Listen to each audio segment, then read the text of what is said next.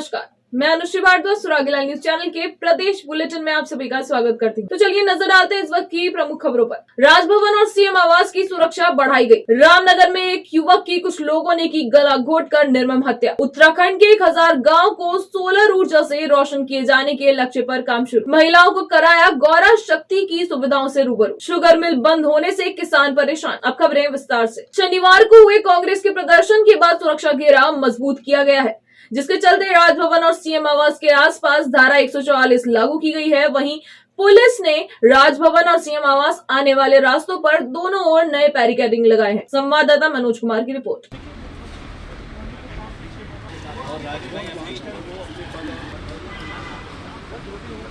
रविवार देर रात कुछ लोगों द्वारा एक युवक की बिजली के वायर से गला घोटकर निर्मम हत्या कर दी गई। घटना के बाद मृतक के परिजनों में जहां एक और कोहराम मचा हुआ है, तो वहीं लोगों ने पुलिस की कार्यप्रणाली पर कई सवाल भी खड़े किए हैं। जिस इलाके में एक युवक का शव बरामद हुआ है, उससे महज कुछ दूरी पर पुलिस चौकी स्थापित है। हमलावरों ने पुलिस के सुरक्षा दावों की पूरी तरह पोल खोल दी है, तो वहीं घटना को अंजाम देकर पुलिस को चुनौती भी दी है। संवाददाता कैलाश वैल की रिपोर्ट। आज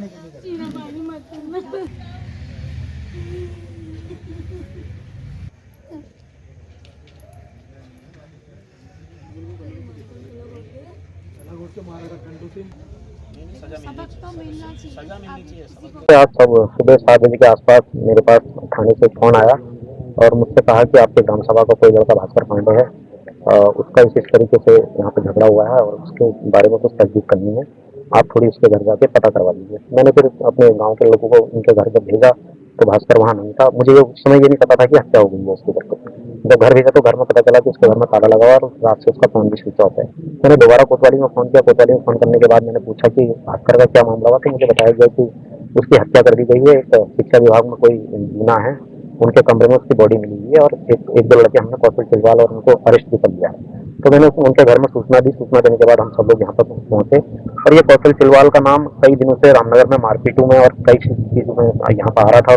5 दिन पहले भी लखनपुर के पास एक मारपीट हुई थी। उस मारपीट में कुछ लड़के चोटिल हुए थे, मेरे पास आए थे और इसका नाम लिया था। जब मैं थाने गया तो इन लोगों ने जिसको पीटा था उन्हीं के खिलाफ जो है रिपोर्ट कर दी गई। जब मैंने कोतवाल साहब से कहा कि कौशल चिलवाल और ये लड़के शहर के अंदर गुंडागर्दी लगातार कर रहे हैं, तो इनके खिलाफ कार्रवाई की जाए, इनको थोड़ी सख्त इनको किया जाए, नहीं तो रामनगर के अंदर कहीं ना कहीं कुछ दिनों में हत्या देखने को मिलेगी। और इसकी परिणति ये हुई कि आपने देखा यहाँ पे एक नौजवान बच्चे की हत्या कर दी गई है। निश्चित रूप से सुनने में ये आ रहा है कि शाम से वो लड़के यहाँ पे बैठे हुए थे और हो सकता है वो यहाँ पे शराब भी पी रहे होंगे और चौकी से 10 कदम की दूरी पर हत्या होना सवालिया निशान पुलिस पे लगता ही है।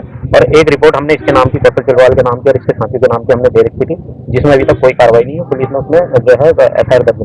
देखिए, आज एक भास्कर पांडे नामक व्यक्ति का शव बरामद हुआ है। निर्मलता पुलिस ने शव को कब्जे में लेकर पोस्टमार्टम के लिए भिजवा दिया है। परिजन की तरफ से तहरीर प्राप्त होगी, उसके मुकदमा पंजीबद्ध कर हमारे द्वारा अनुशंसा की जा रही है। प्रथम दृष्टया इसमें 3-4 लोगों की भूमिका संदिग्ध पाई जा रही है और 2-3 संदिग्धों से हमारे द्वारा पूछताछ की जा रही है। शीघ्र ही इस संबंध में हमारे द्वारा खुलासा किया जाएगा। ये कहना गलत है कि जो 4-5 दिन पूरे जो भी तहरीर थाने में प्राप्त हुई थी, हमारे द्वारा उसमें विधिक कार्रवाई की गई थी और उसमें हमारे द्वारा उसके अभियोग पंजीबद्ध किया गया था उसमें। और ऐसी कोई बात नहीं है कि हमारे द्वारा उसमें जानबूझ के किसी से कंप्रोमाइज के दबाव बनाया गया है। तहरीर के आधार पर हमारे द्वारा विधिक कार्रवाई की गई। देखिए, अभी हमारे द्वारा अभियोग पंजीबद्ध किया जा चुका है और सभी पहलुओं पर हमारे द्वारा जाँच की जाएगी कि हत्या कैसे हुई है। प्रथम दृष्टया जो है इसमें जैसा तीनों क्राइम पे जाके हमें लगा ये लोग सभी आपस में सहयोगी थे और उनके द्वारा वहाँ पार्टी आयोजित की गई, तो संभव थे वहाँ कोई ऐसा इंसिडेंट हुआ जिससे ये वारदात हुई है। तो हमारे द्वारा सभी पहलुओं पे जांच की जाए। नहीं, अभी संदिग्ध से हमारे द्वारा पूछताछ की जा रही है, अभी हमारे द्वारा अरेस्ट नहीं है।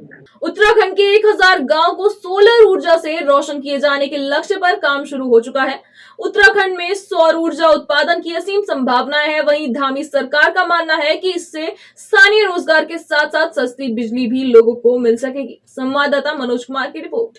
हमारे यशस्वी मुख्यमंत्री माननीय पुष्कर सिंह धामी जी के नेतृत्व में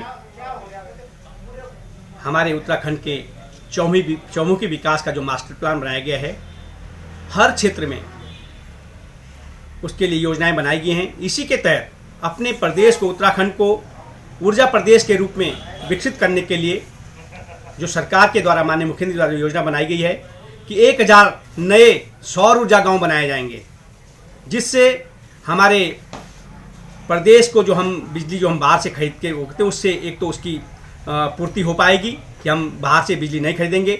दूसरा, उससे हमारे जो स्थानीय लोग हैं उनको रोजगार भी उपलब्ध होगा और साथ ही अन्य कई उद्योग धंधों में भी इसका हमको लाभ मिलने वाला है। इसलिए हम निश्चित रूप से कह सकते हैं कि जो सौर ऊर्जा की जो योजना, जो 1000 गाँव को जो डेवलप करने की बात हमारी सरकार कर रही है, इससे निश्चित रूप से हमारे प्रदेश के विकास में बहुत नींव का पत्थर साबित होने वाला है और भविष्य में इससे रोजगार की दिशा में भी अनेकों जो बेरोजगार हैं उनको भी रोजगार मिलने वाला है। अल्मोड़ा के एसएसपी प्रदीप कुमार राय के निर्देशन में गौरा शक्ति के जागरूकता अभियान लगातार जारी है, जिसके चलते चौकुटिया थानाध्यक्ष ने चौपाल लगाकर महिलाओं को उत्तराखंड पुलिस ऐप के गौरा शक्ति की सुविधाओं से रूबरू कराया और इसके बारे में पूरी जानकारी दी। वहीं उपस्थित महिलाओं द्वारा भी अल्मोड़ा पुलिस द्वारा महिला सुरक्षा के प्रति चलाई जा रही जागरूकता मुहिम को सराहा गया। संवाददाता हेमंत सिंह मेहरा की रिपोर्ट। खबर जनपद उधम सिंह नगर के जसपुर से है, जहां पिछले 90 घंटों से नादेही शुगर मिल होने के कारण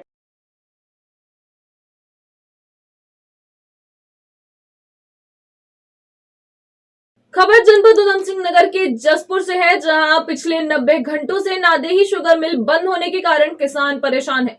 किसान अपना गन्ना लेकर शुगर मिल में मौजूद है, लेकिन तकनीकी खराबी के कारण शुगर मिल पिछले 90 घंटों से बंद है, जिससे चलते किसानों और किसान नेताओं द्वारा हंगामा करते हुए धरना दिया गया है। संवाददाता दीपक चौहान की रिपोर्ट। गन्ना मिल प्रशासन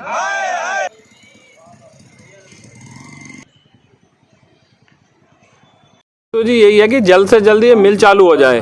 पिछले 90 घंटों से ये मिल बंद है और पूरा यार्ड आप बाहर देख सकते हो, पूरा यार्ड भरा हुआ है। सेंटरों पे भीड़ लगी हुई है, जो गांव में सेंटर लगे हुए हैं, और किसानों का गन्ना खेत में पड़ा सूख रहा है। किसानों ने गेहूं बोनी है, लाई बोनी है, किसान गेहूं की बुआई के लिए अभी रुके हुए हैं गन्ने की वजह से। नहीं, ऑफिस हमने बंद करवाया है, क्योंकि अगर किसानों के लिए मिल नहीं चल रही तो अंदर काम क्या चल रहा है। मौके पर ना इनके कोई जवाबदेही इनकी किसी अधिकारी की है। जब मिल बंद होती है उससे एक दिन पहले हर बार जीएम साहब छुट्टी पे चले जाते हैं कि इतने अंतर्यामी हैं जो इन्हें पता लग जाता है कि मिल बंद होने वाली है, और मिल चलते ही तुरंत यहाँ पहुंच जाते हैं। कार्रवाई ये है, इनका ऑफिस बताया जा रहा है देहरादून में। यहाँ पास में एक सरकार ने चमचमाती रोड बना रखी है, वहाँ बैठेंगे देहरादून की तरफ मुंह करके, शायद हमारी आवाज जल्दी चली जाए अगर यहाँ से नहीं गई तो। हल्द्वानी के एमबीपीजी कॉलेज के लाल बहादुर शास्त्री सभागार में चल रही 7 दिवसीय थिएटर कार्यशाला के तहत द शक्ति एंसेंबल की संस्थापक और आर्टिस्टिक डायरेक्टर लक्षिका पांडे की पहल पर महाविद्यालय के छात्र छात्राओं को रंगमंच की बारीकियों से परिचित करवाया जा रहा है। महाविद्यालय के छात्र इस कार्यशाला के काफी खुश हैं, पर उन्हें अफसोस भी है कि उन्हें वो सारी मूलभूत सुविधाएं अभी तक नहीं मिल पाई जो मेट्रो सिटीज के कॉलेजों में दी जाती है। थिएटर किस तरह छात्रों के लिए हितकारी हो सकता है और उन्हें किस तरह से ऐसे आयोजनों से फायदा होता है, तो आप भी सुनिए किसने क्या कहा। संवाददाता दीपक अधिकारी की रिपोर्ट।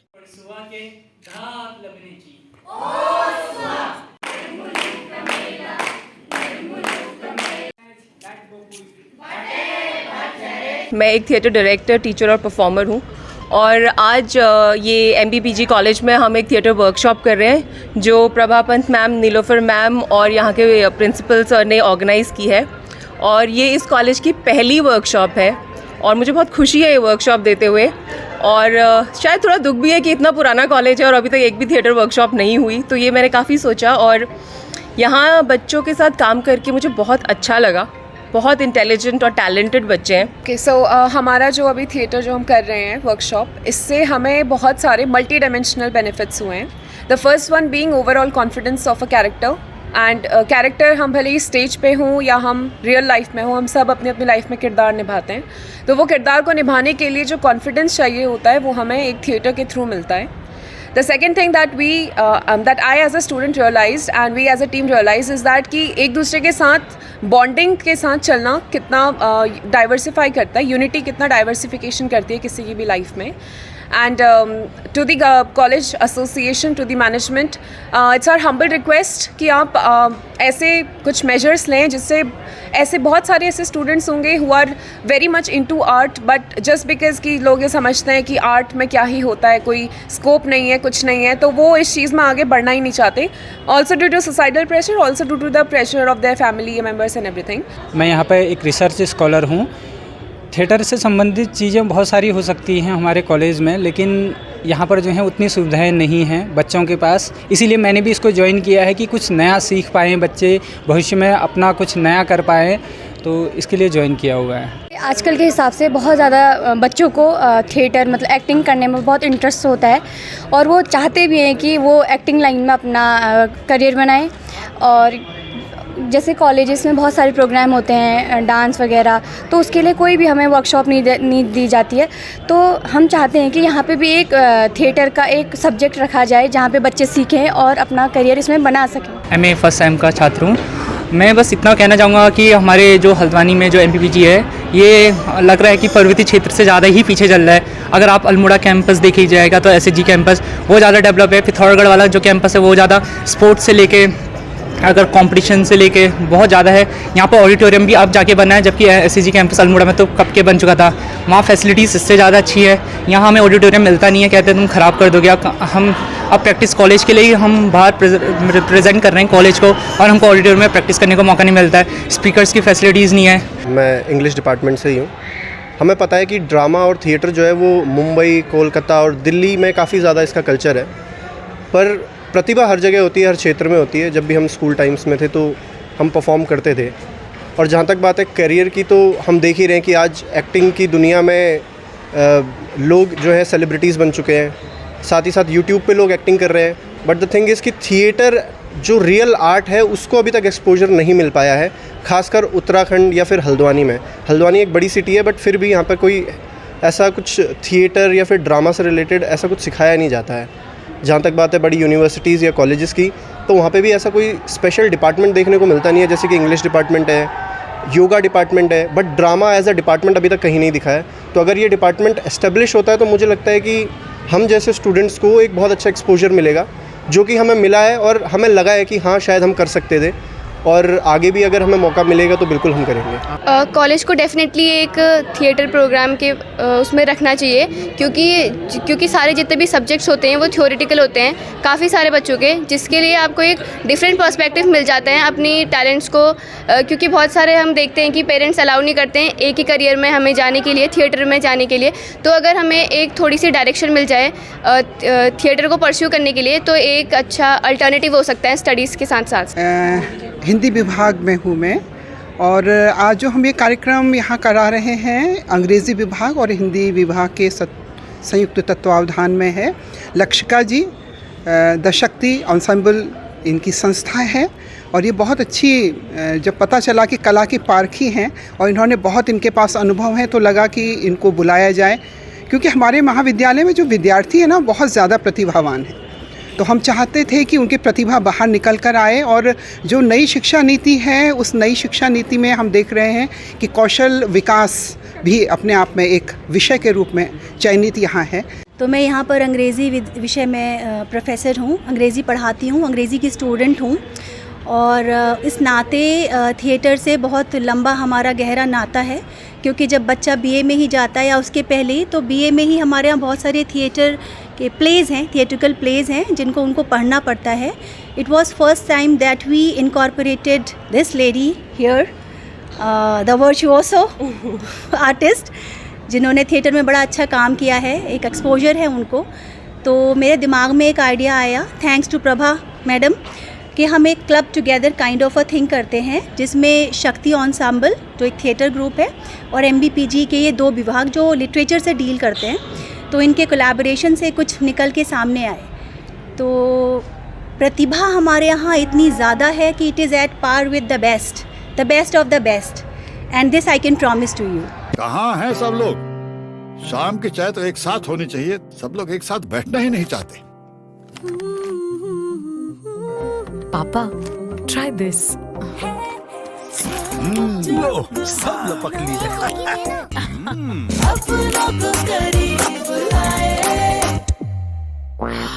ये क्या हाल कर दिया है रूम का? बस कल से चाय कल से चाय मेरे रूम में। देवर पान नमकीन अपनों को करीब। उत्तराखंड का विधानसभा सत्र 2 दिन में खत्म करने को लेकर नेता प्रतिपक्ष यशपाल आर्य ने राज्य सरकार पर हमला बोला। उन्होंने कहा कि सरकार ये चाहती ही नहीं थी कि सत्र ठीक से चले, क्योंकि राज्य सरकार के पास विपक्ष के सवालों का जवाब नहीं है और सरकार का रवैया इस समय गैर जिम्मेदाराना है। नेता प्रतिपक्ष यशपाल आर्य ने नियम और कानून व्यवस्था को लेकर भी सरकार को घेरा। संवाददाता दीपक अधिकारी की रिपोर्ट। उसके बारे में मैं आपके बीच में बात बोलना चाहता हूँ। मैं देख रहा हूँ कि देखिए, महत्वपूर्ण विषय है ये है कि कार्य मंत्रणा समिति की सिफारिशों का लागू न होना बहुत ही दुर्भाग्यपूर्ण है। सरकार की नीयत, सरकार की मंशा, सरकार की मानसिकता, सरकार का मंतव्य पर प्रश्न चिन्ह खड़े हो रहे हैं। आखिरकार 2 दिन में सत्र को समाप्त करना, अनिश्चित काल के लिए स्थगित करना, इसकी वजह क्या है? सरकार गंभीर सवालों से बचना चाहती थी, भाग रही थी सरकार, उसके पास जवाब नहीं थे, उनके पास कोई ठोस 9 महीने के कार्यकाल में कोई ठोस उनकी कोई योजनाएं फली दिखाई नहीं दे रही थी। वो जो उन्होंने कहा था वो उसको पूरा नहीं कर पा रहे थे। कानून व्यवस्था पूरी तरह चरमरा चुकी है, ध्वस्त हो चुकी है। और भर्ती घोटाले में जो हुआ है, हजारों नौजवानों के भविष्य के साथ जो खिलवाड़ हुआ है, उससे भी सरकार गिरती हुई नज़र आ रही थी। इसलिए उन्होंने सदन को 2 दिन में ही समाप्त करने का निर्णय लिया। ये लोकतंत्र के लिए बहुत ही बड़ा घातक है और विपक्ष इसकी निंदा करता है। 310 के तहत सदन में हमने रोजगार व्यवस्था पे बड़े भारी प्रश्न सरकार से पूछे और जिस हल्के अंदाज में आदरणीय संसदीय कार्य मंत्री जी ने उनके जवाब दिए, वो सरकार का एक जो नज़रिया, ढीला नज़रिया है रोज़गार के प्रति, युवाओं के प्रति, उसको साफ दर्शाया। तो बड़ा उदासीन उनके जवाब थे और व्यंग, उनको ये सब व्यंगपूर्ण कृत्य लग रहे थे जितने हमने व्यवस्थाओं के प्रश्न उठाए थे। लेकिन असलियत ये है कि चाहे अधीनस्थ चयन सेवा आयोग हो, लोक सेवा आयोग हो, एक भर्ती भ्रष्टाचार माफिया जो संरक्षित है प्रदेश की बड़े नेताओं के द्वारा, उसको पूरे जो स्कैम है उसको अनावृत करने में सरकार कहीं ना कहीं डर रही है और सहम गई है। प्रदेश के युवाओं में भारी आक्रोश है।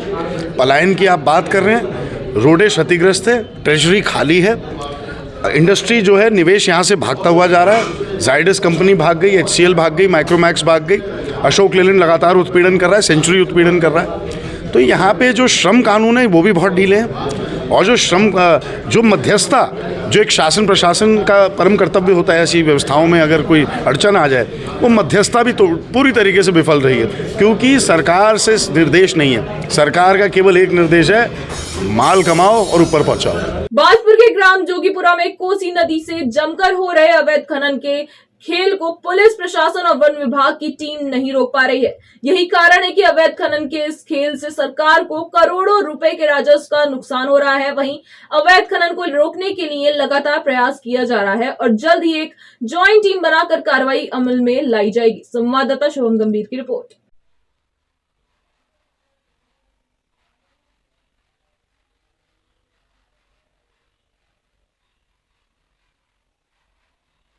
इसमें पुलिस, फॉरेस्ट और रेवेन्यू तीनों को निर्देशित किया गया। समय समय पर कार्रवाई भी की जाती है और अभी 2-1 दिन से तो मुझे जानकारी नहीं थी कि कोसी में हो रहा है। दापका में सुना था, तो दापका में मैंने कार्रवाई की थी।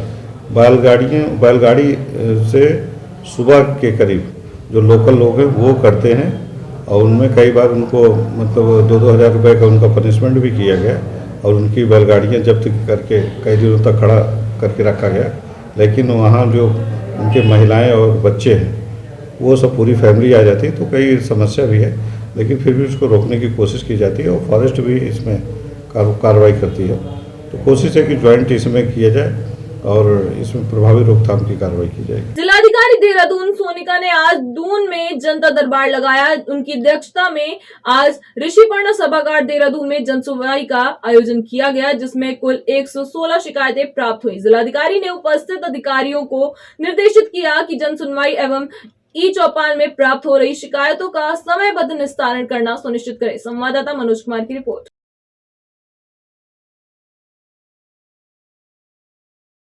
116 के करीबन अभी तक हमारे पास कंप्लेन आई थी और वही मिक्स था, कुछ पानी से, कुछ बिजली से और कुछ ज़मीन पे अतिक्रमण कर दिया है उसके ऊपर थी। तो सभी का जैसे हम करते ही हमेशा सारे अधिकारी यहीं उपस्थित रहते हैं, तो कोशिश करते हैं तत्काल निस्तारण हो जाए।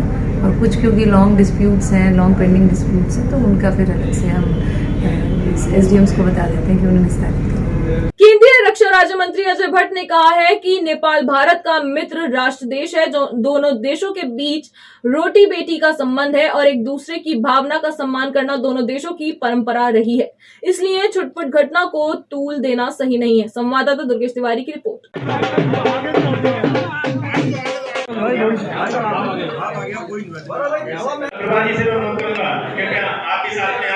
अपने मित्रों की भावना और नेपाल को हमारी भावना का सम्मान करने का हमेशा से ही एक परंपरा रही है। तो चीज़ें सरकारों के स्तर पर चलता है, वार्ताएं होती हैं, आप सब समझदार हैं। तो जब दो मित्रों में कहीं पर कोई हल्की फुल्की भी बातचीत होती है तो उसको कोई हम लोग तूल नहीं देते हैं। आपस की बातें हैं, इसलिए कोई टिप्पणी करना ठीक नहीं है। शनिवार रात्रि में प्रसव के दौरान जिला अस्पताल में नवजात की मौत और रविवार को हल्द्वानी के सुशीला तिवारी अस्पताल में मां की भी मौत के मामले में DG हेल्थ द्वारा पूरे प्रकरण की जांच के निर्देश जारी किए गए हैं। संवाददाता दुर्गेश तिवारी की रिपोर्ट।